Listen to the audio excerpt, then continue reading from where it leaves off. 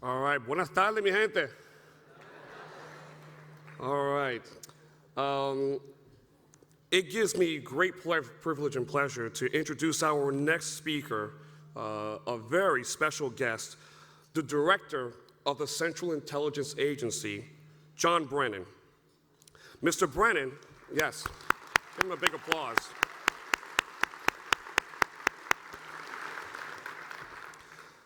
Mr. Brennan was sworn in as director of the Central Intelligence Agency on March 8, 2013. As director, he manages intelligence collections, analysis, covert actions, counterintelligence, and liaison relationships with foreign intelligence services. Before becoming director, Mr. Brennan was at the White House for 4 years as the assistant to the president for Homeland Security and counterterrorism. He began his service at the CIA in 1980. After an assignment as a chief of station in the Middle East, Mr. Brennan served from 1999 to 2001 as chief of staff to George Tenet, who was then the director of the CIA. Needless to say, we are very honored to have him here today at ALPFA.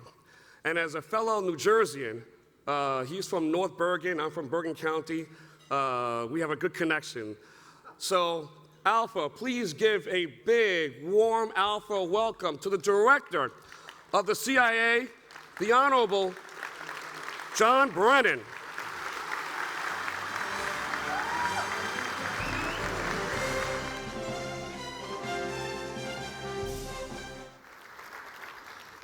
Thank you, Sid, and good afternoon, ALPFA.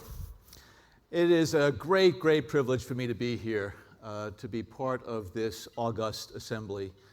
And I want to say, first of all, thank you so much to Charlie Garcia for your dynamic leadership of ALPFA, as well as your long-term commitment to trying to make sure that we at CIA are as good as we can be, and because of the partnership that you have extended, we look forward to working with you in this organization in the future. The Association of Latino Professionals for America. What a wonderful, wonderful name for an organization. Dedicated to a group of individuals who are proud of their background, their culture, their experience, and want to contribute to America. I can very much relate to that. I am the son of an immigrant who came here when he was 28 years old because he dreamed of the family he wanted to have and the opportunities he wanted his family to experience here on the great shores of the United States of America. As Sid mentioned, I grew up right across the river in Hudson County. Born in Jersey City. There you go. Raised in West New York in North Bergen. Very proud of it. Grew up among Latinos and Cubanos and Puerto Ricans, El Salvadorans, and others. Very proud of that very rich, rich environment of northern New Jersey, the greater metropolitan area. And then went to Fordham University in the Bronx. Would take the bus into the Port Authority every day, and then the train, the E train, and then the D train up to Fordham Road. And really experienced the great vibrancy and energy of this city. And then in 1980, as mentioned, I became a CIA officer, not knowing what was going to be in front of me, and spent 25 wonderful, beautiful years at CIA, representing this country, traveling around the world, meeting with kings and queens and prime ministers and presidents, going into the Oval Office, a kid from Jersey who was representing the CIA and trying to make sure that we keep this country safe. That's why it's wonderful, wonderful to be back here in the New York metropolitan area. I came up into New Jersey on Saturday to visit my 95-year-old father and 94-year-old mother, who were very proud of their son, not just me, but my brother and sister, who were able to take our background, our Irish background, our immigrant background, and be able to leverage it in order to contribute to this country. I was never the smartest person in my class, but I worked hard. I came from a blue-collar background and a working-class neighborhood. And I seized the opportunities that I had at CIA. And so I arrived here yesterday afternoon and evening and took a walk down to Times Square, and seeing the energy and the vibrancy that exists within this city, people who are having fun, enjoying themselves, and just experiencing what it means to be in the United States of America. And that vitality and energy and serenity in many respects, despite all the noise, so peaceful. People were able to go about their business with their families, their little ones in Times Square. It is hard to believe that it will be 14 years ago next month that the beautiful skies, the blue skies over Manhattan, were shattered by the attacks on 9/11. Because this is a dangerous world. There are people around the world who are trying to undermine this country, our way of life, our ideals, are doing whatever they can with terrorism, proliferation, instability, the humanitarian crises around the world where generations of individuals are not able to go to school and enjoy what it is that we have here in the United States. That is why the United States is such a magnet for people around the globe to come to the United States for those opportunities, educational, social, cultural, but also so that their families can grow up and have the advantage of being able to see a doctor, go to school, and to reach for their ambitions. CIA has played an integral role in this country's security and stability for the last 68 years. I am very, very proud of being a part of CIA. My first 25 years, as I worked my way up the ladder, and then earlier in 2013, when President Obama gave me the opportunity to return to my roots and to lead the great women and men of CIA, I jumped at the opportunity. There is a mission, a drive, working in national security, working with some of the best and brightest this country has to offer. Those individuals who come from all walks of life, from 50 states and beyond, because they believe in what it is that we as a country do in our national security.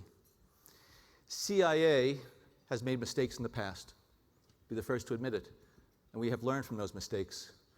But we are frequently asked to do things that we need to do as a nation to be able to keep this country safe and secure so that our children can grow up and realize what it means to be an American here in the States.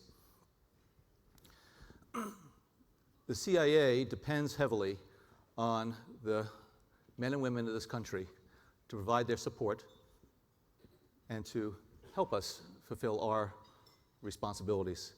And that's why when I had the opportunity to come up here and speak at this group, I seized upon the opportunity because, quite frankly, CIA has not done what it needs to do as far as making sure that our rhetoric in support of diversity and inclusion is translated into reality. Earlier this year, we released a study that I asked Brennan to spearhead to take a look at our diversity and inclusion record, and we fell short. And so one of the things we're doing right now is to be able to reach out to the communities throughout the United States, African American, Latino, LGBT, to make sure that this country, which is founded on the principle of diversity and inclusion, the great melting pot, that the CIA, which is set up to protect this country, reflects that diversity and inclusion. Not just because it's the right thing to do, but it is, because we have to represent the ideals of this country. But I can think of no other organization that has a better business case for diversity and inclusion than CIA. We are this country's eyes and ears around the globe.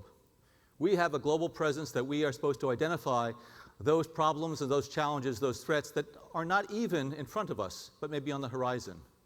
We need to be able to have the great benefit of people's backgrounds and experiences, their cultural backgrounds, their linguistic language skills, to be able to have the opportunity to understand and make sense out of, in many respects, a troubled world.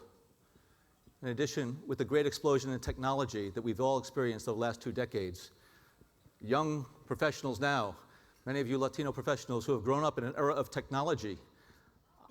I grew up at a time of manual typewriters and electric typewriters, where whiteout was the most important commodity, certainly when I did my dissertation. But you've grown up with technology as a second nature. We need that experience. We need your backgrounds to be brought to bear so that we can help to make sense for the President and senior policymakers, National Security Council, Congress, and others. So the drive for diversity and inclusion is something that we take very, very seriously. And that's why ALPFA is one of the organizations that we want to expand our partnership with. I had the opportunity this morning to walk through the job fair. Really fantastic. Great setups, booths, and others. And I was quite proud that CIA was there with all of the Fortune 100, 500 companies. And I know that a lot of the young Latino professionals are going to pursue those careers in private sector, which is great because that's what this country is, in fact, also founded on, the strength of our economy. But also I hope that some of you young Latino professionals will see that there are opportunities that exist for you within CIA, all the different types of skill sets that we have: analysts, operations officers, engineers, technologists, finance specialists, security specialists, IT experts.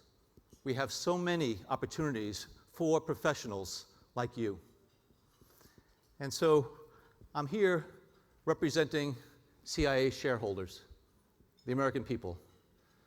We are the ones that have the responsibility to make sure that we fulfill our responsibilities on behalf of this great country, so that the people who were having such fun last night in Times Square are able to continue to do so in the future.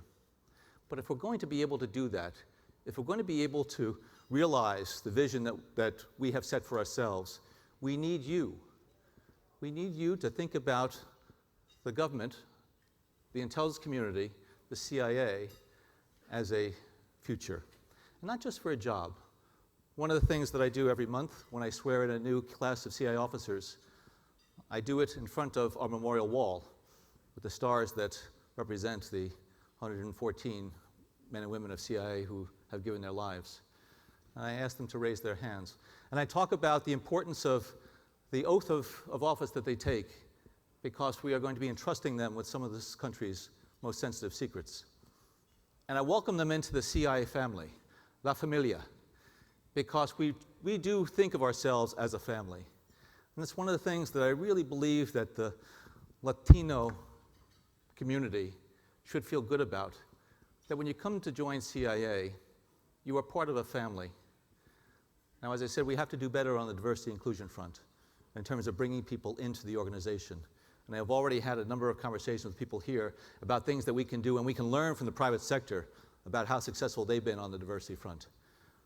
But we need to have people coming into the organization that represent the greatness and the richness of this country, but also we need to be able to have the policies, practices, and procedures internally so that they can aspire to the highest levels. I am so proud that the number 4 official is here with me today, who is our senior Latina within CIA, Carmen Middleton.